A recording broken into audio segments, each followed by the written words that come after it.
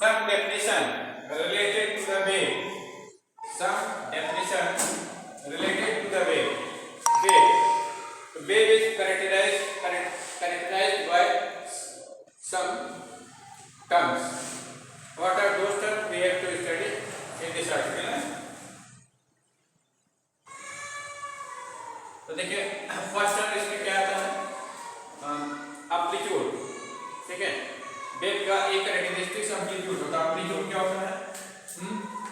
तो amplitude the maximum displacement from mean position of particle is called amplitude of the wave. Maximum displacement from mean position क्या कहलाता है? Amplitude कहलाता है. ठीक है, तो suppose this is your wave disturbance generated in a string ना. तो maximum displacement of string particle is at this position at time t/4 time मतलब है स्ट्रिंग की पोजीशन मीन. ये आपकी मीन पोजीशन है. ये क्या है? Mean position. मीन पोजीशन से मैक्सिमम स्ट्रिंग पार्टिकल सबसे ज्यादा इस पॉइंट पर ये क्या हो जाएगा? एम्पलीट्यूड हो जाएगा ना. उसके बाद किस पॉइंट पर मैक्सिमम डिस्प्लेसमेंट 3t/4 पर है, फिर 5t/4 पर है, फिर 7t/4 पर है ना. तो देखिए this is the maximum displacement of string particle from mean position. ये डिस्प्लेसमेंट क्या हो जाएगा? एम्पलीट्यूड हो जाएगा. ये डिस्प्लेसमेंट क्या हो जाएगा? एम्पलीट्यूड हो जाएगा. ये डिस्प्लेसमेंट क्या हो जाएगा? एम्पलीट्यूड. ये डिस्प्लेसमेंट क्या हो जाएगा? एम्पलीट्यूड हो जाएगा. ठीक है, फिर ये क्या होता है? ये एम्पलीट्यूड को होता है. सॉरी, ये डिस्प्लेसमेंट एक्सिस है. y एक्सिस यहाँ पर क्या होता है? डिस्प्लेसमेंट एक्सिस है. डिस्प्लेसमेंट यहाँ पर डिस्प्लेसमेंट एक्सिस है. ये क्या? टाइम एक्सिस है. x एक्सिस को टाइम एक्सिस लिया गया है, y एक्सिस को डिस्प्लेसमेंट एक्सिस लिया गया है. तो this is the maximum displacement in positive y direction और this is the maximum displacement of particle in negative y direction. ठीक है, तो maximum displacement of particle from mean position क्या कहलाता है? वेव कहलाता है. तो डेफिनेशन हो जाएगी the maximum displacement of that is maximum displacement. यहां लिख लीजिए ऑफ मीडियम पार्टिकल है. Of medium particle from mean position is called amplitude of the wave ना. तो ये चीज हमारे क्या हो गई? जैसे वेव डायग्राम दिया है तो ये मेजर कर लीजिए आप. ये मेजर कर लीजिए. ये क्या बताएगा? आपका एम्पलीट्यूड बताएगा. ठीक है, और किसी मोमेंट का आप डिस्प्लेसमेंट लेते हैं, जैसे यहाँ डिस्प्लेसमेंट लेते हैं, इंस्टेंटेनियस डिस्प्लेसमेंट कहलाता है. क्या कहलाएगा? Instantaneous displacement. जैसे ये डिस्प्लेसमेंट है, जिसकी वैल्यू क्या? y ना. इन जनरल y है ये. ठीक है, ये इंस्टेंटेनियस डिस्प्लेसमेंट होगा. इंस्टेंटेनियस डिस्प्लेसमेंट की वैल्यू क्या होगी? Instantaneous displacement instantaneous displacement. तो इंस्टेंटेनियस डिस्प्लेसमेंट क्या है? इंस्टेंटेनियस डिस्प्लेसमेंट y इक्वल क्या है? a sin ओमेगा t है ना. ठीक है, तो displacement of particle at any moment जो है y से रिप्रेजेंट करेंगे. हां, और इसके वैल्यू किसके बराबर? a sin ओमेगा t के बराबर. ये क्या चीज है? ये आपका जो एम्पलीट्यूड है. ये क्या चीज है? एम्पलीट्यूड है, मैक्सिमम डिस्प्लेसमेंट. ठीक है, तो देखिए wave is characterised by instantaneous displacement ना. तो instantaneous displacement is given by. ठीक है, एंड ये आपका डिस्प्लेसमेंट एट एनी मोमेंट है. और एम्पलीट्यूड क्या होता है? एम्पलीट्यूड जो है मैक्सिमम डिस्प्लेसमेंट होता है. वेव में मैक्सिमम डिस्प्लेसमेंट क्या कहलाएगा? एम्पलीट्यूड कहलाएगा. तो the maximum displacement of medium particle from mean position. Maximum displacement of medium particle from mean position क्या कहलाएगा? एम्पलीट्यूड कहलाएगा. ये जब वैल्यू मैक्सिमम हो जाती है तो एम्पलीट्यूड हो जाता है. मैक्सिमम कब होगा? जब थीटा का मान जो है ये थीटा लिख सकते हैं y = a0 sin थीटा ना. तो sin की वैल्यू जब मैक्सिमम हो गई तो एम्पलीट्यूड एम्पलीट्यूड आपका मैक्सिमम हो जाएगा ना।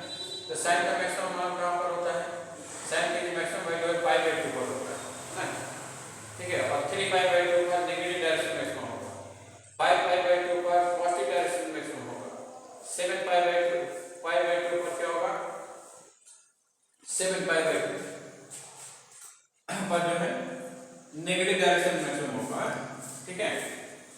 तो y मैक्सिमम की वैल्यू क्या होगा, मतलब y मैक्सिमम अगर at theta equal to 90 degree 270 degree, ठीक है। और 90 इसमें फिर जोड़ दीजिए 270 और 360 प्लस 90, 360 प्लस 90 कितना हो जाएगा 450 ना, ठीक है। और 450 का मैक्सिमम होगा, है। और उसके बाद क्या होगा 90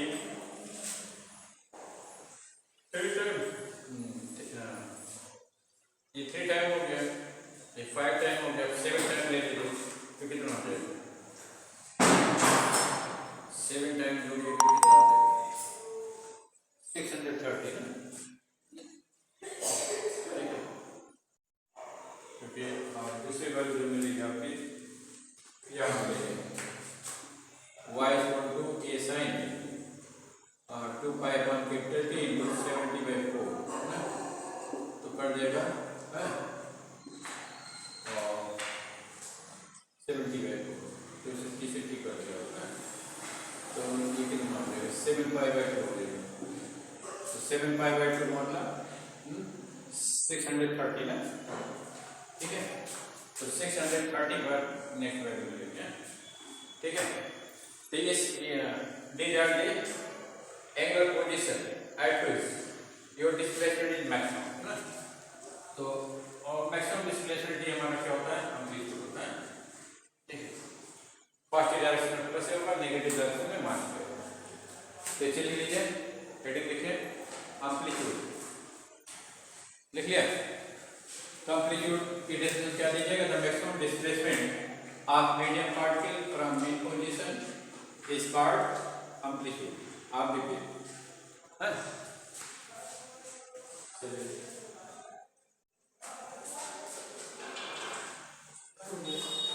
हो गया, और इसको नेक्स्ट दूसरा इंस्टेंटेनियस डिस्प्लेसमेंट डिग्री है, ये कैरेक्टरिस्टिक से है। और इसको फर्स्ट लिखिए इंस्टेंटेनियस डिस्प्लेसमेंट, इसको सेकंड लिखिए, ठीक है। पहले इंस्टेंटेनियस डिस्प्लेसमेंट डिफाइन करेंगे, फिर एम्पलीट्यूड डिफाइन करेंगे। तो इंस्टेंटेनियस डिस्प्लेसमेंट लिखिए displacement of particle at any moment, displacement of particle, right heading instantaneous displacement, heading लिखिए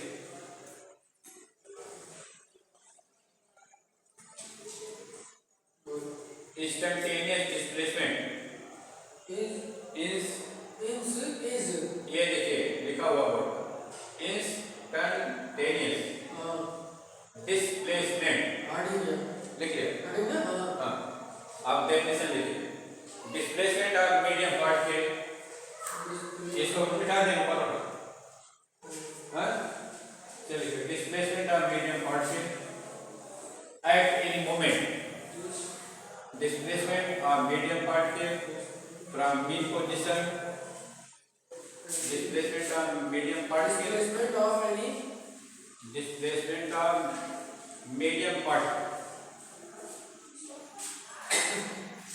देखिए displacement of medium particle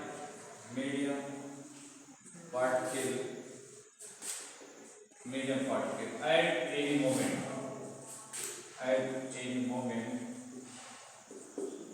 from mean position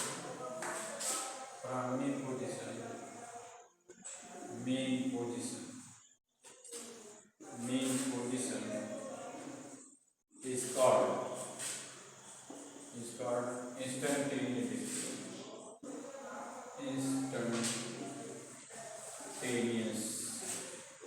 displacement.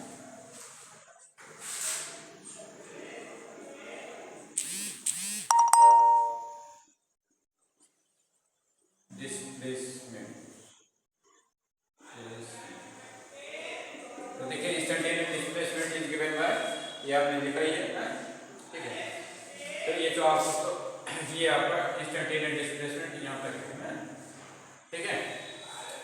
फिर यहाँ पे लिखेगा फॉर एम्पलीट्यूड, फॉर एम्पलीट्यूड या ब्रैकेट से लिखे यहाँ तक लिखा, यहाँ तक लिखे, फिर बताएं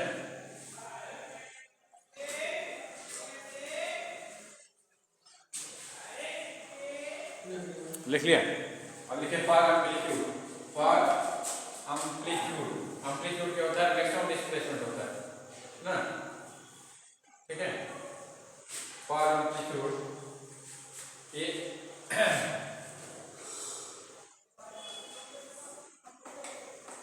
फॉर एम्पलीट्यूड एक काफी करेंगे, ये भी लिख लीजिए, वाई को ये साइन ठीक है,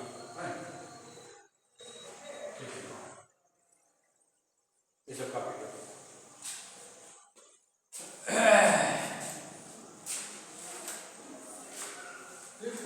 लिख लिया यहाँ तक, है यहाँ पर डार्क डार्क को ऐसे ऐसे बहुत सारे एंगल होंगे, at least your displacement is maximum, है ठीक है। चलिए अब उसके बाद नेक्स्ट वीडियो लिखते हैं।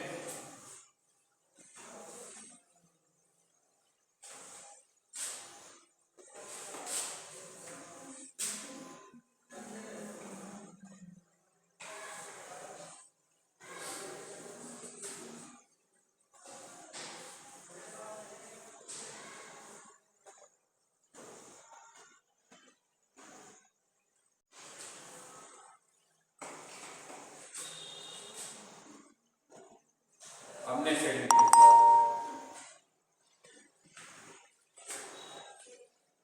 टाइम पीरियड, नेक्स्ट लिखे टाइम पीरियड,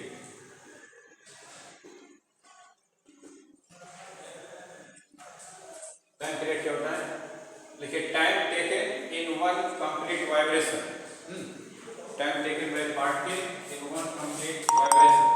देखिए जैसे एक कंप्लीट साइकिल वेव की यहाँ पर है ना, देखिए एक कंप्लीट साइकिल है, यहाँ तक एक कंप्लीट साइकिल है, ये दूसरी साइकिल है। तो time taken by wave in one complete cycle है क्या कहलाएगा, टाइम पीरियड कहलाएगा।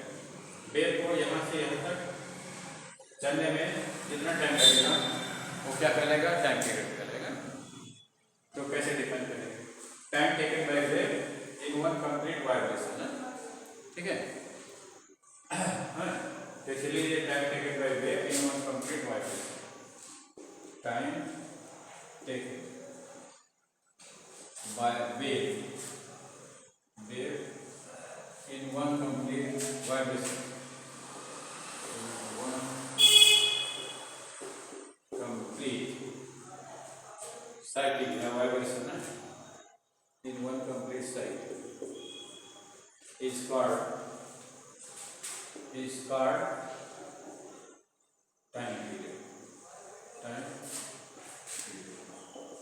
तो देखिए एक कंप्लीट साइकिल आपकी ये है, जैसे वेव यहाँ से स्टार्ट हुई है, मैक्सिमम डिस्प्लेस हो रही है, इन पॉजिटिव डायरेक्शन पे जीरो डिस्प्लेसमेंट होगा, फिर नेगेटिव डायरेक्शन में सब डिस्प्लेस हो रही है, फिर जीरो हो जाएगा, फिर पॉजिटिव डायरेक्शन में सब डिस्प्लेस हो रही है, फिर जीरो हो जाएगा, फिर नेगेटिव डायरेक्शन में डिस्प्लेस हो रही है,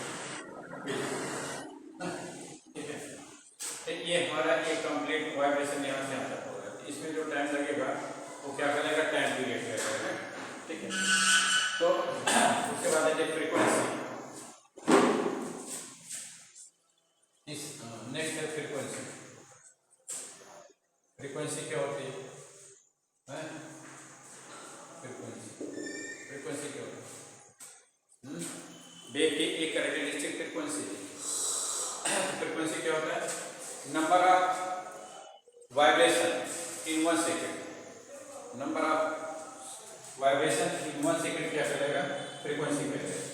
जैसे एक वाइब्रेशन आपका ये ना, ये आपका दूसरा वाइब्रेशन है, इस टाइप से तीसरा वाइब्रेशन होगा, चौथा वाइब्रेशन होगा, पांचवा वाइब्रेशन होगा। तो number of vibration in one second क्या कहलाएगा, फ्रीक्वेंसी कहलाएगा। तो जैसे मानते हैं एक वाइब्रेशन ही हमारा, एक वाइब्रेशन ही है, मानते हैं कि एक सेकेंड में दो वाइब्रेशन हो गए, इसकी फ्रीक्वेंसी 2 हो जाएगी। इस वेव की फ्रीक्वेंसी क्या हो जाएगी? मानते हैं ये इस टाइप की 5 साइकिल पूरी होती है यहाँ पर ना 1 सेकंड में, तो फ्रीक्वेंसी क्या हो जाएगी वेव की? 5 हो जाएगी, 5 हर्ट्ज हो जाएगी। हाँ, 5 साइकिल पर सेकेंड या 5 हर्ट्ज कहेंगे, ठीक है। हाँ, इस टाइप से मान लीजिए 50 वाइब्रेशन पूरा करता है, एक साइकिल बनाया, फिर दूसरी की, तीसरी की, चौथी की, पांचवीं, इस टाइप से 50 साइकिल बना। तो हम कहेंगे कि वेव की फ्रीक्वेंसी जो है 50 साइकिल पर सेकेंड या 50 हर्ट्ज से। हाँ, ऐसा यूनिट आपको फ्रीक्वेंसी क्या होता है? हर्ट्ज होता है, ठीक है। तो number of complete vibration in 1 second क्या कहलाएगी? फ्रीक्वेंसी कहलाएगी। तो इसके डेफिनेशन हो जाएगी number of frequency number of complete vibration, number of complete vibration, number of complete vibration in 1 second, in 1 second, in 1 second is called frequency.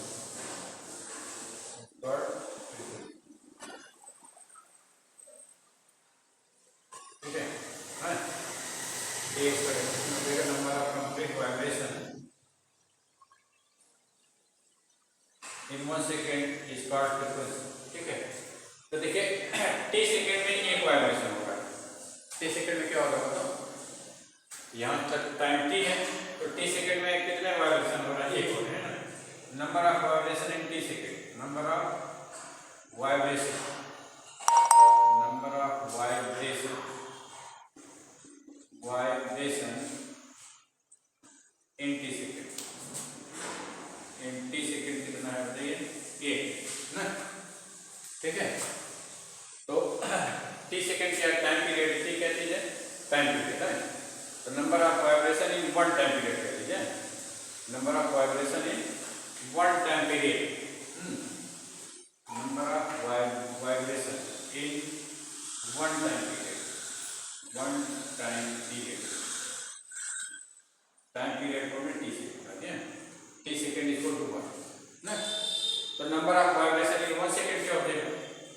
Number of vibration in 1 second, number of vibration, number of vibration in 1 second. तो 1 second में vibration कितना हो जाएगा? 1 by T हो जाएगा, 1 by क्या हो जाएगा? ना। Number of vibration in 1 second 1 by T हो गया है। और number of vibration in 1 second क्या कहलाता है? फ्रीक्वेंसी कहलाता है। क्या कहलाता है? Frequency. Number of vibration in 1 second क्या कहलाता है? फ्रीक्वेंसी होता कहलाता है ना, ठीक है। तो फ्रीक्वेंसी डेफिनेशन क्या हो जाएगी बताओ? तो फ्रीक्वेंसी को यहाँ से दिखाते हैं या यहीं से दिखाते हैं। फ्रीक्वेंसी क्या हो गया?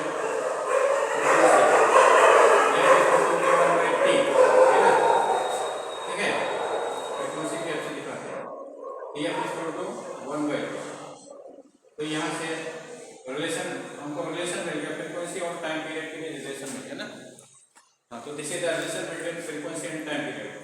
हम क्या करेंगे कि frequency is reciprocal of time period, frequency is equal to reciprocal of time period ना, ठीक है। तो frequency and time period are reciprocal to each other.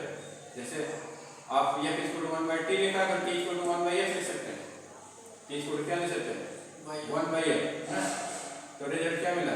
Frequency and time period are reciprocal to each other ना। Frequency and time period, frequency and time period, time period, frequency and time period are reciprocal to each other, are reciprocal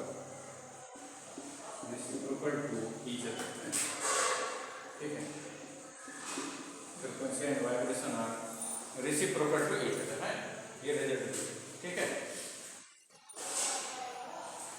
इस type से frequency और reciprocal, अरे frequency और time period कैसे relate होते हैं? They are reciprocal to each other, जो एक दूसरे के रेसिप्रोकल है। अगर एक की वैल्यू मालूम है तो उसका रिवर्स उल्टा कर दीजिए, 1/, कर दीजिए तो दूसरी वैल्यू आ जाएगी, ठीक है।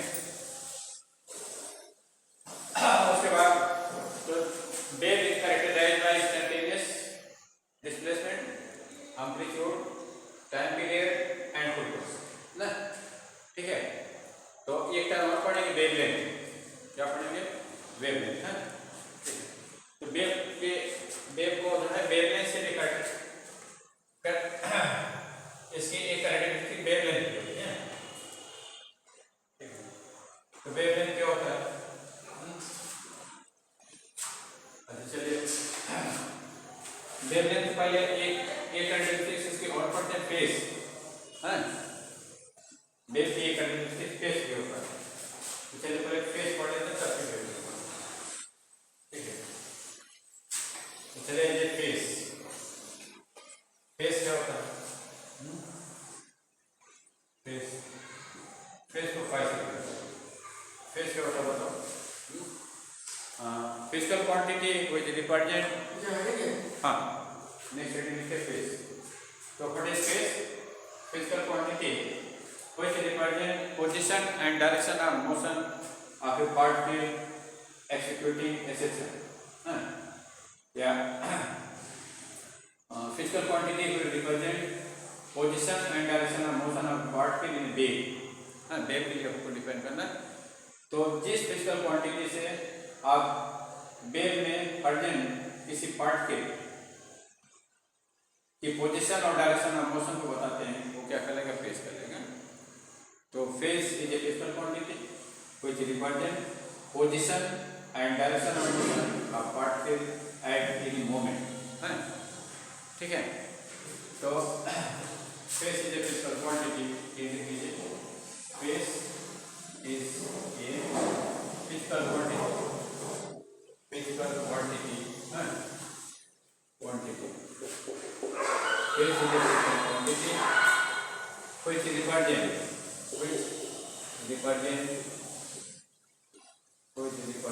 Position,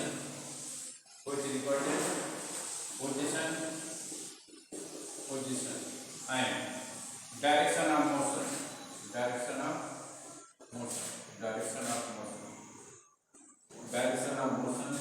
of a particle, in a wave, in a wave।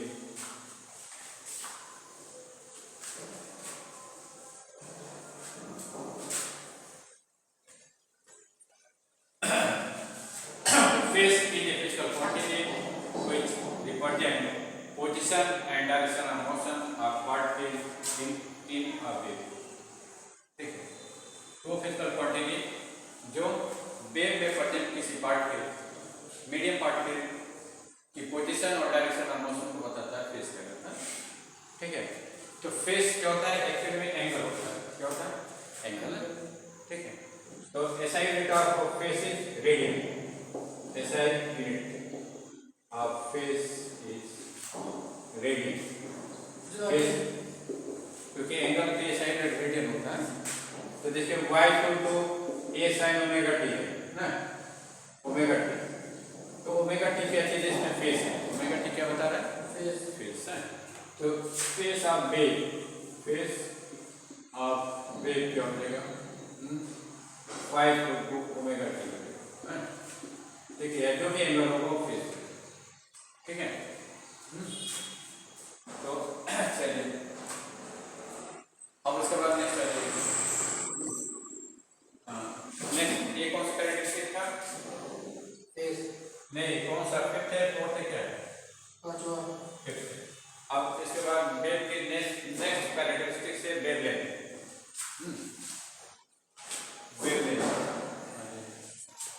इसको मिटा दें।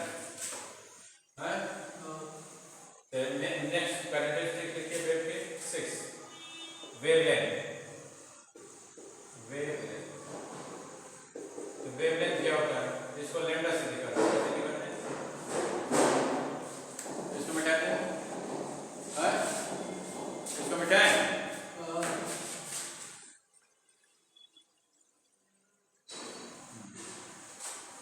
तो what is wavelength?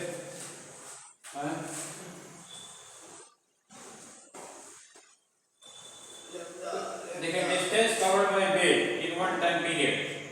Distance covered by wave in one time period क्या कहलाएगा? वेवलेंथ कहलाएगा। ठीक है, तो जैसे वेव हमारे जो है यहाँ से स्टार्ट किया अपना मोशन, फिर ये मूव करते हुए यहाँ हो गए। तो एक टाइम पीरियड में इतने डिस्टेंस कवर कर रहे हैं, कितने डिस्टेंस कवर कर रहे हैं। तो distance covered by wave, covered by wave, distance covered by wave in one time period is called wavelength. ये डेफिनेशन हो गई। तो ये वैल्यू जो हमारा क्या वेवलेंथ के बराबर है, ये वैल्यू किसके बराबर है, वेवलेंथ के इक्वल है। क्योंकि एक टाइम पीरियड में वेवलेंथ कितने डिस्टेंस चल रहे हैं, एक टाइम पीरियड में आपकी वेव जो है इतने डिस्टेंस जा रही है, ये डिस्टेंस, ये डिस्टेंस क्या हो जाएगा, वेवलेंथ, डिस्टेंस क्या हो जाएगा, वेवलेंथ है। और फिर देखिए एक टाइम पीरियड में वेव आती है, दूसरे टाइम पीरियड, दूसरे सेकेंड वन टाइम पीरियड में जो है वेव आती है। तो ये भी एक टाइम पीरियड है, ये भी वेवलेंथ हो जाएगा, क्या हो जाएगा, वेवलेंथ। तो distance covered by wave in one time period is called wavelength, है ना। देखिए distance covered by wave, distance covered by wave in one time period, in one time period, in one time period is called wavelength, is called, ठीक है। अच्छा एक definition ये हो गई, और हमने डेफिनेशन बताया था, जैसे ये पॉइंट ऑफ मैक्सिमम डिस्प्लेसमेंट क्या कहलाता है, क्रेस्ट कहलाता है। पॉइंट ऑफ मैक्सिमम डिस्प्लेसमेंट क्या कहलाता है, क्रेस्ट है। ये ट्रांसफर वेव है ना, in transfer wave point of maximum displacement in positive direction क्या कहलाता है, crest. Point of maximum displacement in positive direction in transfer wave is called crest. और point of maximum displacement in negative direction in transfer wave, point of maximum displacement in negative direction in transfer wave is called trough, क्या कहलाता है, trough कहलाता है। तो देखिए transfer wave में negative direction में ये पॉइंट क्या होता है, नेगेटिव डायरेक्शन में पॉइंट क्या होता है, मैक्सिमम डिस्प्लेसमेंट होता है। तो point of maximum displacement in negative direction in transfer wave is called trough। हाँ, ये पॉइंट क्या trough है, ये पॉइंट trough है, ये आपका trough, एक पॉइंट ये trough का है ना, ठीक है। और तो हम क्रेस्ट और trough के टर्म में वेवलेंथ की डेफिनेशन देते हैं। वेवलेंथ की डेफिनेशन जो है क्रेस्ट और ट्रफ के टर्म में देते हैं। तो देखिए distance between two successive crest in transfer wave is called wavelength, is equal to wavelength, ठीक है। तो देखिए दो सक्सेसिव क्रेस्ट, एक क्रेस्ट है, पहला क्रेस्ट है, दूसरा है, तो ये दोनों क्या हो गए, सक्सेसिव हो गए, क्या हो गए, सक्सेसिव ना। तो distance between two successive crest क्या कहलाता है, वेवलेंथ। तो दो सक्सेसिव क्रेस्ट हो गए हैं, ये डिस्टेंस आपकी क्या हो जाएगी, वेवलेंथ हो जाएगी, डिस्टेंस क्या हो जाएगी, वेवलेंथ। जिसकी दूसरी डेफिनेशन हो गई distance between two successive crest, ठीक है, distance between two successive crest, two successive crest is called is equal to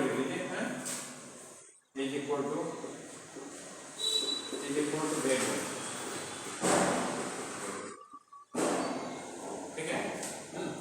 अगर इसे फिगर दिए हैं और क्रेस्ट के बीच का डिस्टेंस निकाल लीजिए, तो क्रेस्ट के बीच का डिस्टेंस जो होगी क्या होगी, वेवलेंथ, ठीक है।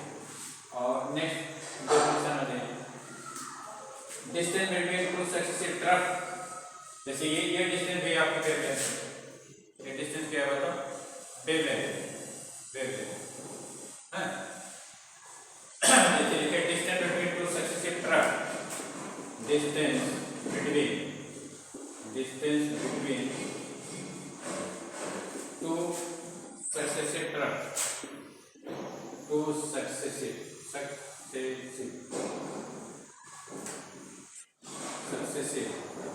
Trough is called is equal to लिखिए, is equal to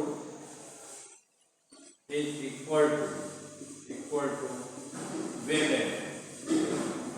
अब जैसे फिगर दिया है और दो सक्सेसिव ट्रफ के बीच में डिस्टेंस दिया है, तो फिगर से आप या क्वेश्चन में कभी कभी कहते हैं distance between two successive trough is this and figure is this, find the velocity of the wave, इस टाइप से क्वेश्चन बनता है। तो अब distance between two successive trough दिया गया है, it means you have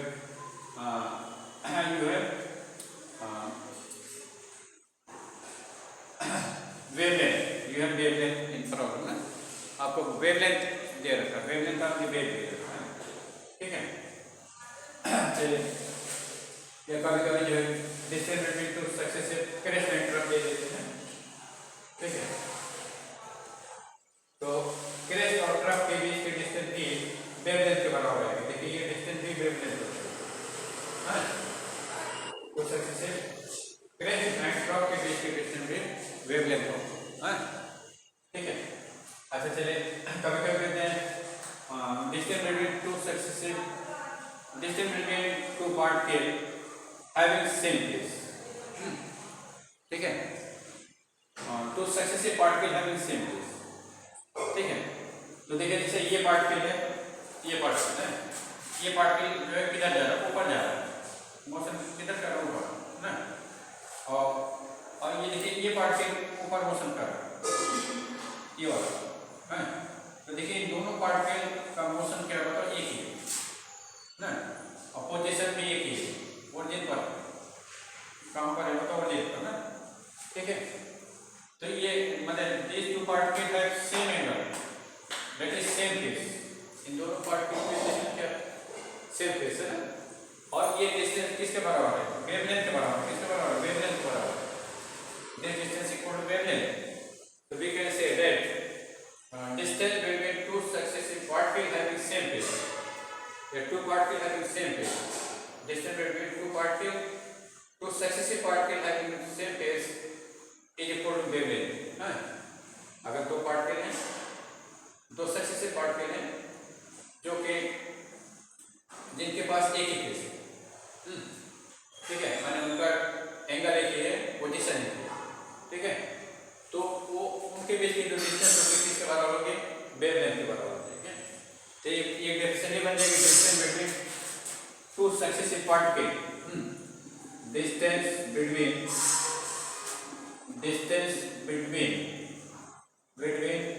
to successive particle, to successive particle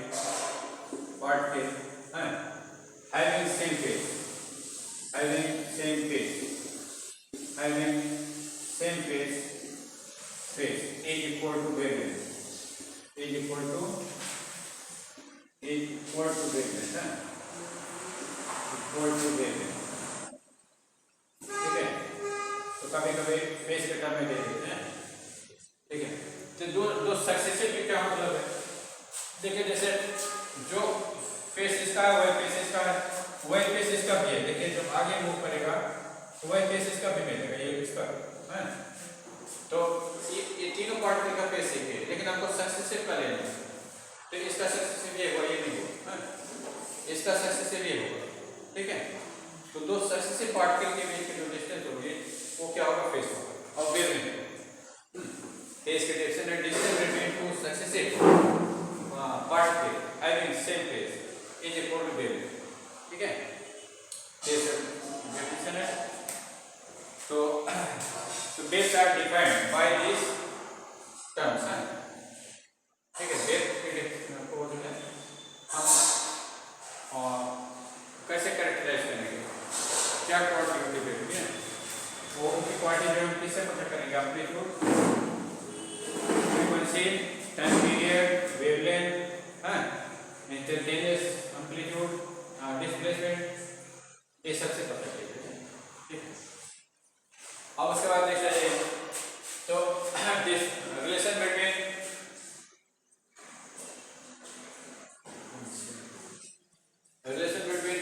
frequency time period बताई दिया ना। अब जो है speed of wave, speed of wave लिखे, speed of wave,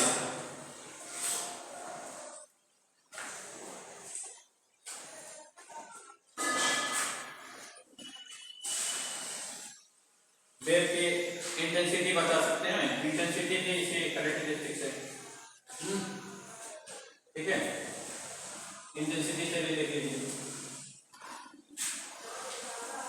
intensity of wave, ये भी वेव की कैरेक्टरिस्टिक्स में आएगा, इंटेंसिटी ऑफ वेव,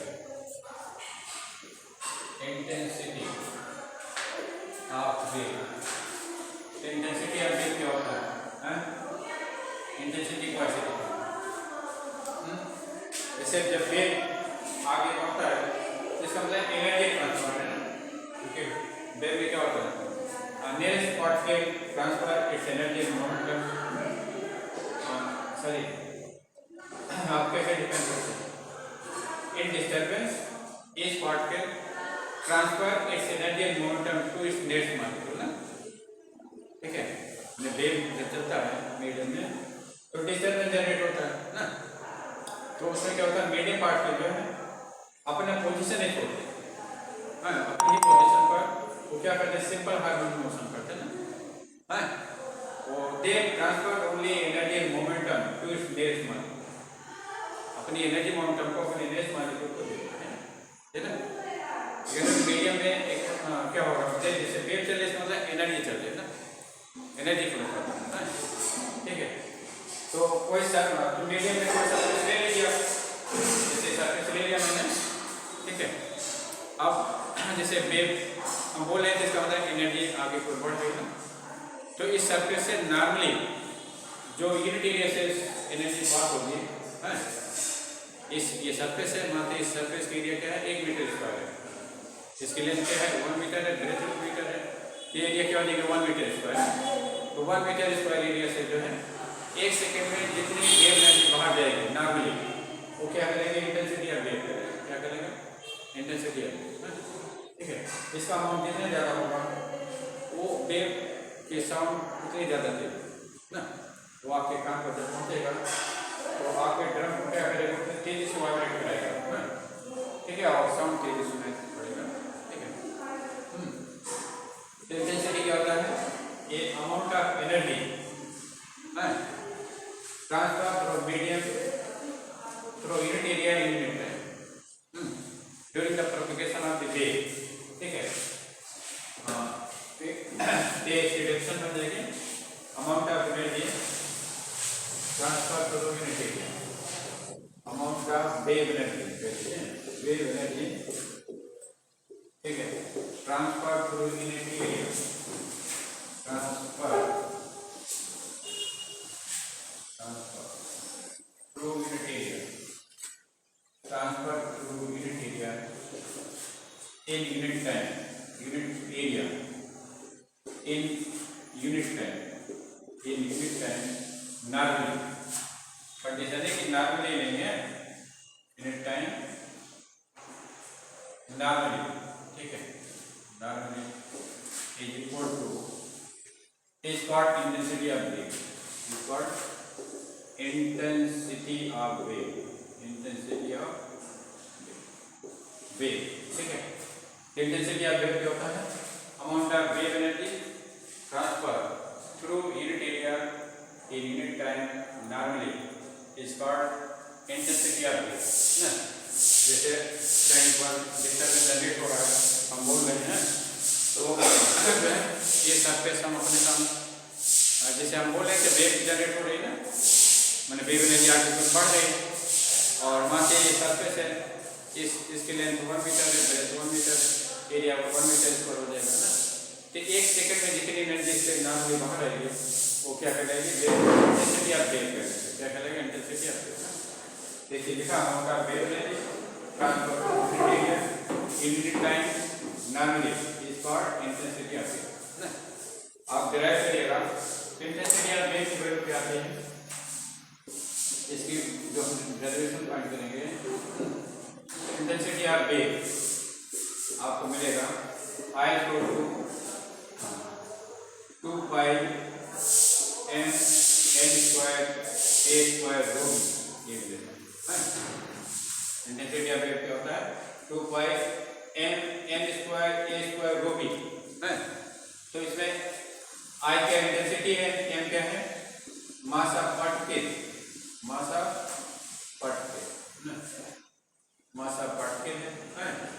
और m कह दीजिए frequency, frequency of the wave, frequency of the wave, m क्या है? फ्रीक्वेंसी ऑफ द वेव है। और ये क्या है? एम्पलीट्यूड ऑफ द वेव है, एम्पलीट्यूड ऑफ द वेव, ठीक है, ऑफ द वेव है। और रो क्या है? रो जो है density of the medium, density of the medium, density of the medium.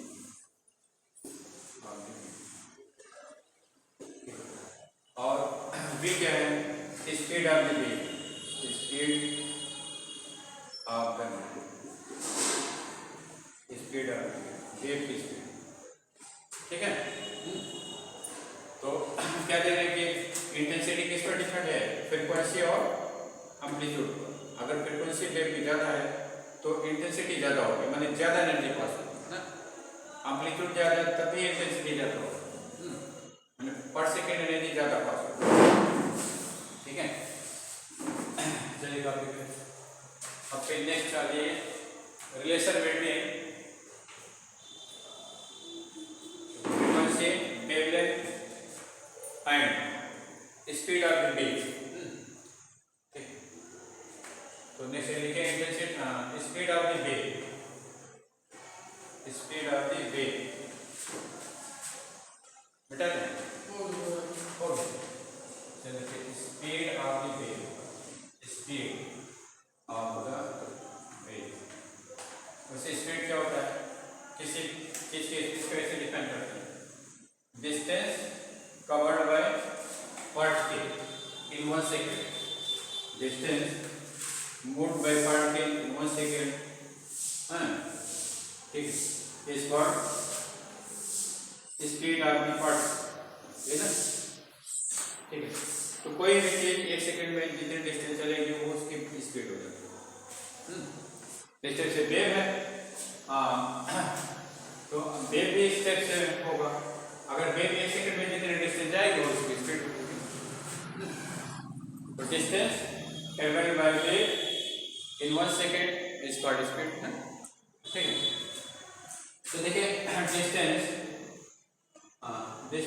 Travelled by wave, distance travelled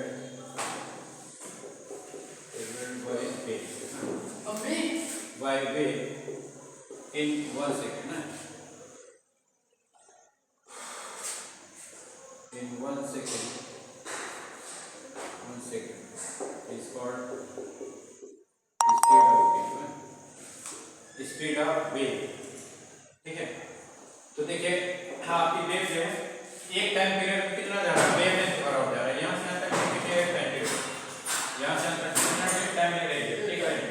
और कितने डिस्टेंस कवर कर रहे हैं? वेवलेंथ है ना, ठीक है। तो distance covered by let time period of wave is t, let time period of wave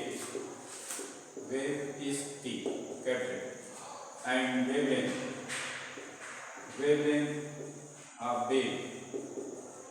of wave v lambda।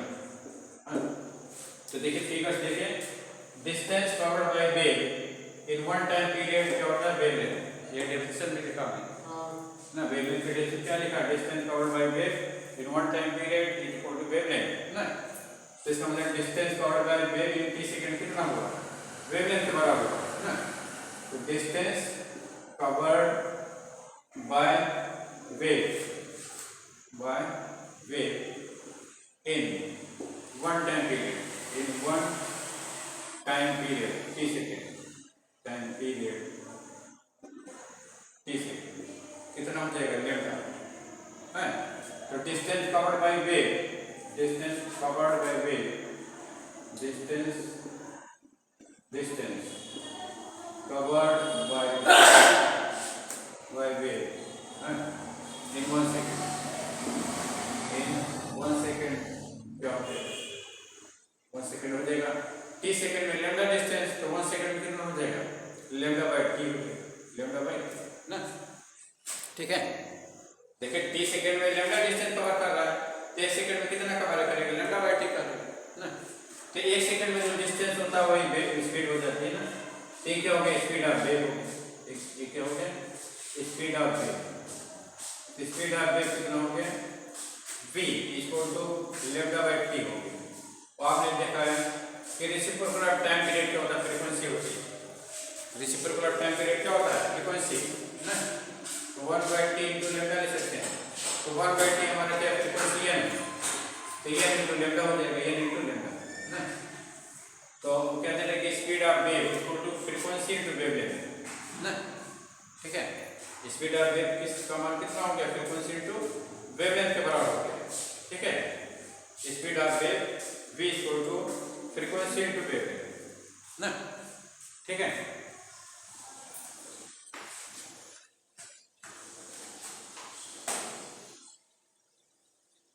देखिए अब उसके बाद आइए, ये इंपॉर्टेंट डेरिवेशन पूछ सकते हैं। ठीक है, अब देखिए कुछ साउंड आपको सुनाई पड़ता है ना, कुछ साउंड नहीं सुनाई पड़ता है। ठीक है, तो जो साउंड आपको सुनाई पड़ता है वो क्या करेगा, ऑडिबल माने ऑडिबल साउंड कह लीजिए है। तो इस साउंड की क्या होती है, फ्रीक्वेंसी होती है, क्या होती है फ्रीक्वेंसी है।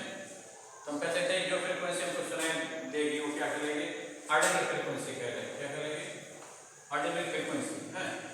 और जो फ्रीक्वेंसी आपको नहीं सुनाई पड़ेगी, ठीक है, वो क्या करेगा,